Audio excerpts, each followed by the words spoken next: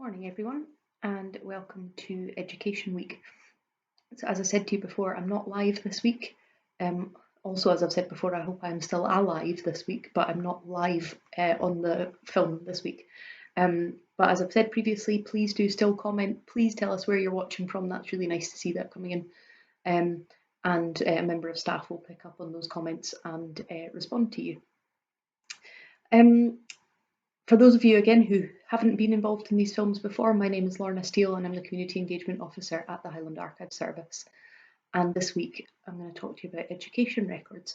If you want to have a look back at any of the other previous ones we've done, World War II, Jacobites, health records, all sorts of things, they're available on the Highland Archive Centre Facebook page and also on the High Life Highland YouTube channel. So please do go and have a look at those and have a look at our website for all the activities and resources that are up there. So this week we're going to look at education, as I say. Now, education at the moment is very different from normal. So wherever you're watching from in the world, I'm guessing that to some extent your education systems are different or have been different just recently. And I know for the schools who are watching at the moment, life is very different for the pupils who are watching. So being taught at home, I know I've read some comments from young people saying how difficult it is when you don't have someone immediately next to you teaching you, which you're used to. It's fine if you're carrying on with something that you know, but it's a bit tricky if you're trying to learn something new without the teacher there. So education at the moment is very, very different. Exams cancelled this year for the first time in the history of Scottish examinations. So all very strange. So this week I thought we would look at exams and the history of education, how those things have changed through the last 100 or several hundred years. As always, you'll be delighted to hear I have fished through family papers and found things just to show some different examples of things. These are my nanny's, my mum's exam papers, and you can see the front one here. I don't know if you'll be able to see that, but the front one here is her scripture exam, and she's written "damn good" on the bottom of it, which seems fairly inappropriate. There's geography, religious knowledge, algebra, another algebra one. Who needs 2 algebra exams? And so that's from about the 1930s-ish, so nearly 100 years ago. I've also got to show you my dad's exam papers. These will be probably more familiar to some people watching. These are from 1965. And these are these ones, the pink ones. And here I've got English language. What else? Another algebra. My word. German, English literature, pure mathematics. So different ones again, different layout, different format from the 60s. And then the last thing to show you is this one here, which is my degree dissertation. So I studied English language at university, and this is my big long dissertation about the history of English dictionaries, which is much more interesting than it sounds if anybody is thinking anything different. So again, just to show you that again, we tend to have things around us that remind us of our education, are associated with our education, whether that's your university dissertation or whether that's your pencil case and all your notes and things to take into school. Obviously, we've had education in some form or another for hundreds and hundreds of years all around the world. From a Highland point of view, we've got references to education in the Highlands going back hundreds of years. There's a great example from 1688 Kirk Session record in Inverness, so that's the people running the church in Inverness, and their minute book where they took notes of their meetings records a payment to Alexander Sutherland, who was the master of the Inverness Grammar School, and he's getting paid for his board and lodgings and some wages. So there, several hundred years ago, there were grammar schools. There were schools run by the boroughs, that's the towns, or the parishes, which are the more rural areas around the towns. So there were some schools in those areas.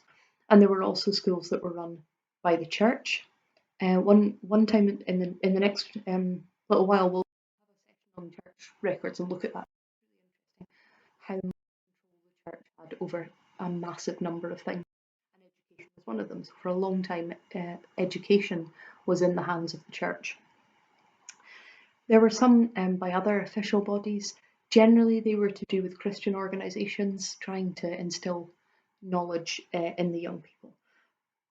Often you had to have a lot of money to go, or a fair amount of money to go, and often they were for boys only, or more often for boys. Educating girls quite often was just a privilege that most people couldn't afford, and most people didn't need, because most girls weren't going to do something that needed an education to some extent. But from a Scottish point of view, state education really all kicked off in 1872, which was the Education Scotland Act. So I know that over the course of these talks that I've done, I've thrown a lot of key dates at you for each different subject, but from an education point of view in Scotland, 1872 is the key date, and that's the Education Scotland Act. That's 148 years ago in 2020. It was based on a law that had been passed in England and Wales a few years previously, but because it was 2 or 3 years later, it took a bit of time to look at the English law and see what was working, what was missing, what could be amended, and it put those things into the Scottish Act as well. So a really broad law covering a lot of things. It changed loads of things in education. So for the first time, it was made compulsory for children between the ages of 5 and 13 to go to school. Up until then, it had been a sort of optional thing, and as I say, largely based on if you had the money. And now, for the first time, it really became something compulsory, and there were truancy officers who could check up why people weren't at school and could report on them and go around and bang on their parents' door and ask why their children weren't at school. So that came in. One of the other major things that it did was it put an end. Well, it stipulated, so it said that you had to do English exams and studies and schoolwork in English language, and so it is one of the main things historically that has contributed to the decline of Gaelic speaking, because you weren't allowed to speak Gaelic and you weren't allowed to be taught in Gaelic. So English had to be the language in the classroom. And then, so for a whole generation, if you teach them a whole generation to do something, then very quickly the next generation have lost the ability or have a reduced ability to be able to do it. So that's one of the things that came about because of the Education Act. In England, when they brought in their act, they had tried to fill in the gaps. They'd looked at what schools were already out there, and then they just tried to kind of fill in the gaps by putting in new schools, creating new things. In Scotland, they took over all the existing schools that were out there. So schools were given over to the new education boards, and each area set up a control board that administered the education for that area. So a really big change. And one of the great things from an archive point of view that happened was that record keeping became much more standardised. And so every school started keeping admission registers, recording the pupils who were in the school, what their name was, what their date of birth was, who their parents were, what their address was, and what date they'd started school and what date they'd left school. All of those things started to be recorded regularly in an admission register. So that's one really important document that we hold a lot of. The second type of school record that we hold hundreds and hundreds of in our 4 archive centres are school logbooks. You'll have heard me mention these in passing during other sessions, but this is the week where they really come into their own. So school logbooks were diaries that were kept by the head teacher every week, and they would just write a little note in about what was happening, what the school was busy doing, all sorts of different things. They record attendances, so they will tell you if pupils are off sick, they'll tell you if it was so snowy and stormy that pupils couldn't get to school, things like that. And the reason for that was how they got their grant. So they had to record how many pupils were attending and that they were acting. If people weren't attending, they were trying to make them attend. And that was because that was how they got their money to keep up running the school. And these things were reported to the school boards who administered each area. A byproduct, so something that's come about because of these school logbooks, that was not intentional, was that we have this huge collection of documents that have really interesting information in them. So the school logbooks, as I say, often mention things like the weather, so we can use them to track whether there are winters really getting milder than they used to be. Did we used to have much more snow? Things like that you can see in school logbooks. They track things like local events. So what's happening in a local area? Who are the local landowners? Are they giving the kids, Christmas treats or parties or things like that? What happens when a local prominent person dies? Quite often that's recorded in a logbook because the pupils would get a day off to attend, not to attend the funeral, but to mark the funeral. There's a great example from Merkinch School Logbook, which is a school in Inverness, from 1918, that shows what happened when the American troops came over to join the First World War and built a base next to Merkinch Primary School. And it's great because it mentions all the children pressed up in the window and they can't concentrate on their work because there's all these American sailors about, and that gives a great insight, and probably most people wouldn't think to look in a school record to find out about that. In the Second World War, they contain references to evacuees coming, and we touched on that a little bit during World War II week. But one of the really interesting things that appears in school logbooks, which is particularly relevant right now, is they record the Spanish flu. So I don't know, again, I would imagine we've got a mixture of adults and children watching, so some of you will be familiar with the Spanish flu and some of you won't. But about 100 years ago, in 1918, there was a huge epidemic of flu that spread all around the world. It's called the Spanish flu, but it wasn't. It didn't start in Spain. It got called the Spanish flu because Spain was particularly badly hit by it. A lot of people died there. And so a lot of people, this disease passed around very quickly, and a lot of people sadly lost their lives, and a lot of people were affected by it, were made ill, and so on. I think, I'm just going to refer to a note here to make sure I'm correct. There were 50 million people died of the Spanish flu in 1918, and it infected about 500 million people, which was a third of the world's population at the time. Obviously, this came 1918 at the end of the First World War, so all of those lives were lost in addition to all of those lives that had just been lost in the First World War. But what you can see in our school logbooks is how the flu spread. So you can see schools closing as the flu travels up the country, and there's an entry, from a school maybe down in the southern bit of the Highlands saying we're closing because the Spanish flu has come, and then you can see it another school further up and another one, and you can use it to plot all the way up the country how this epidemic spread. So school records, as well as containing information about types of lessons, pupils who have got awards or been particularly bad, as well as all those sort of educational things, they contain a load of other really, really interesting information. They also contain some really good comments and insights into different teachers and different pupils.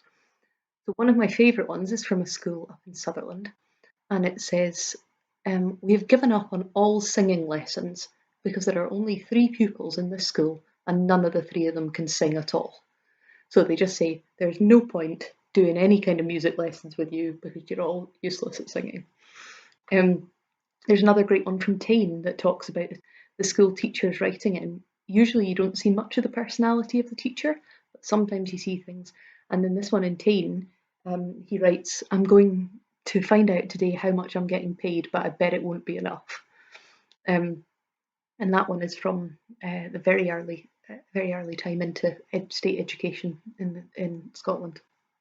So all sorts of things in admission registers and in school logbooks. The other type of record that we get in that series is the school board minutes.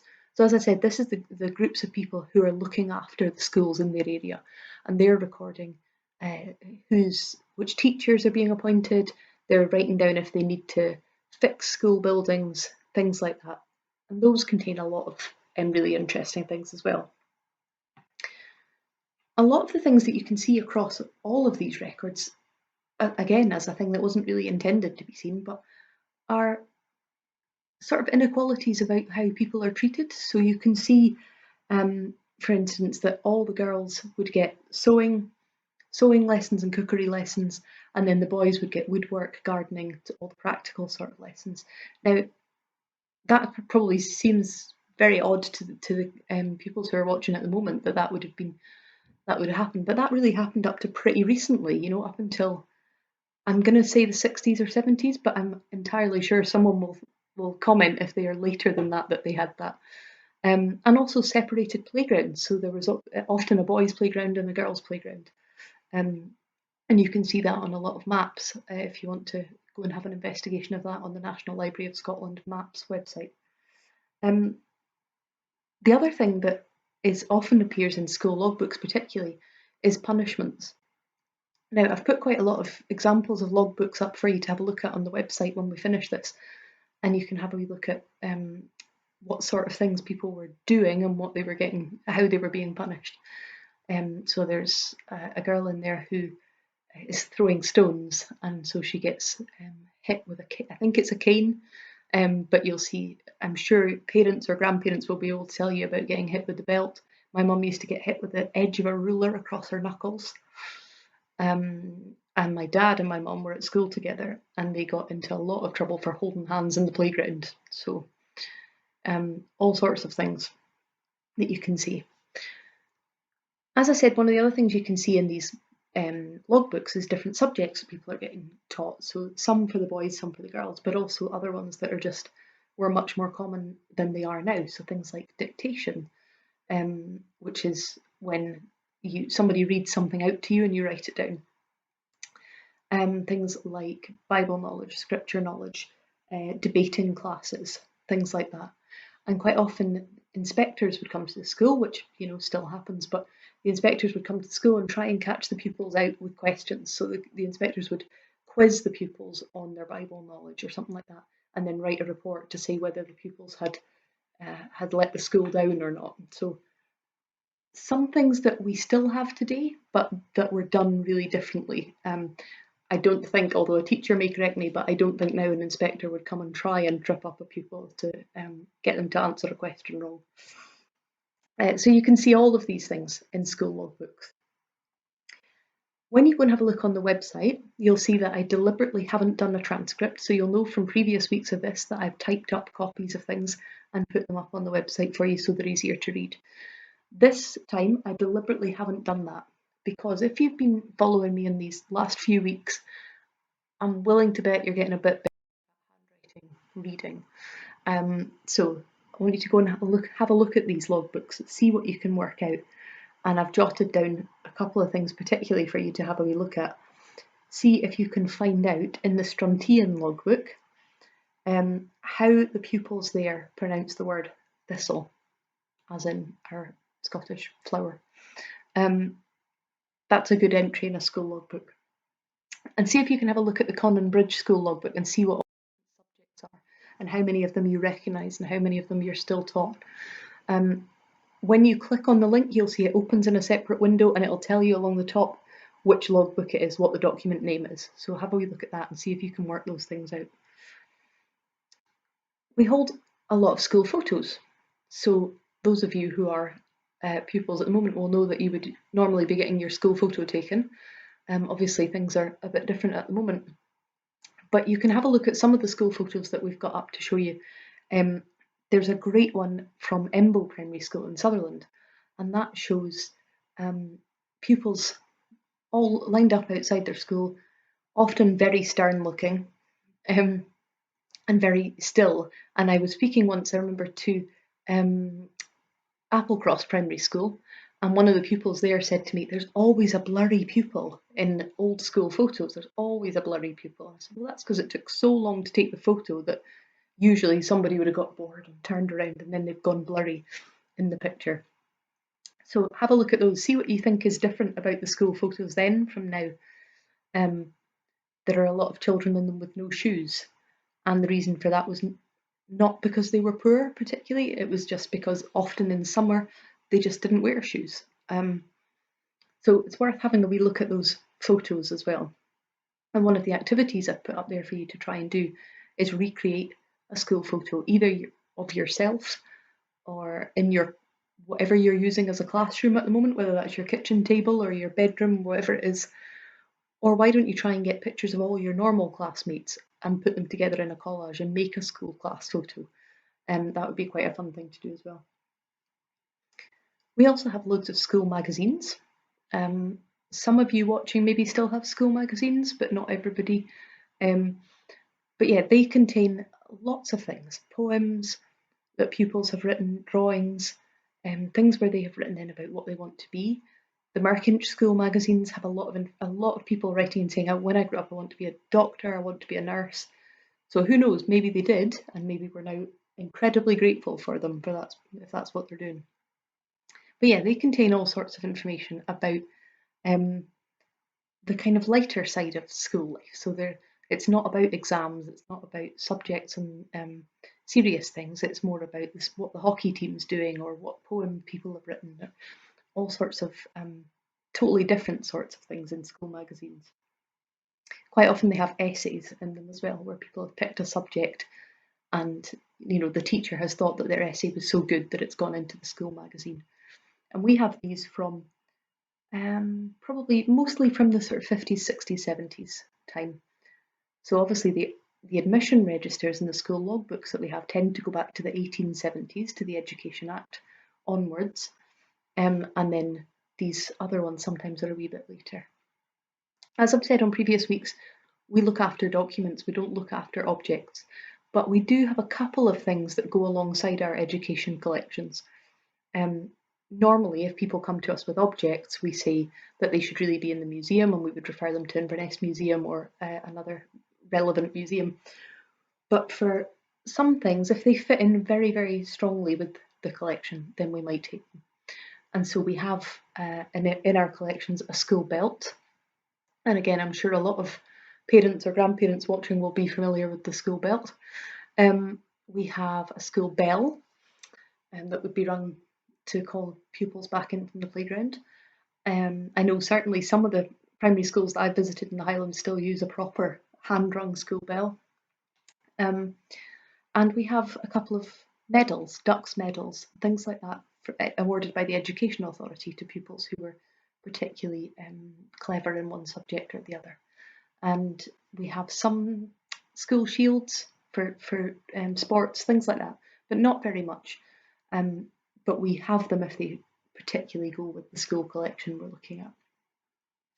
Because we're what's called a local authority archive, that means that we are what's called the official repository, which means that we are the place where the Highland Council records should come. And so we have all sorts of records from schools all across the Highlands that get given in to us to look after. And so we've got a huge number of those. And again, when we're back to normal, I hope you can come in and have a look at some of those if we have them from your own school or if we have them from somewhere you're interested in. Obviously, as you will all know, education continues in the Highlands.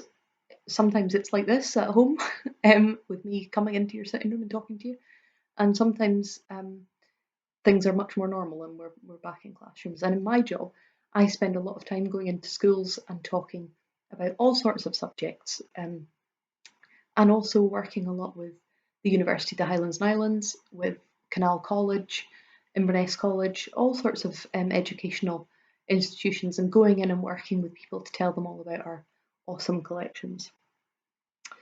So as I said, there's some examples up on our website for you to have a look at. There's some logbooks, there's some admission registers, from all of our offices. So there's things from Skye, there's things from Fort William, there's things from up in Caithness, and there's things from Inverness. There are some school photographs, and there are some great storyboards. One about Inch Primary School, which no longer exists down near Canusie, and one about memories of school days from Lochaber. So some interesting things there for you to have a look at. Some ideas of activities. I mentioned some of them as we've been going, but maybe to write your own school logbook for a week or two about what your current education looks like. Or if it's one of your parents or carers or guardians who's teaching you, get them to write it about, today we have done this, today we've achieved this. Have a go at doing a school photograph, either yourself or your class. Make a yearbook, because I'm fairly sure you're never going to have another year like this. And there's an activity there for matching subjects with the equipment that you think might be needed to use them back in the day, about 100 years ago. What subjects would have needed what equipment? So have a wee look at those. If you do any of the activities and want to share them with us, then please tag us with HLH Learn with Lorna so that we can see them and see what you've been up to.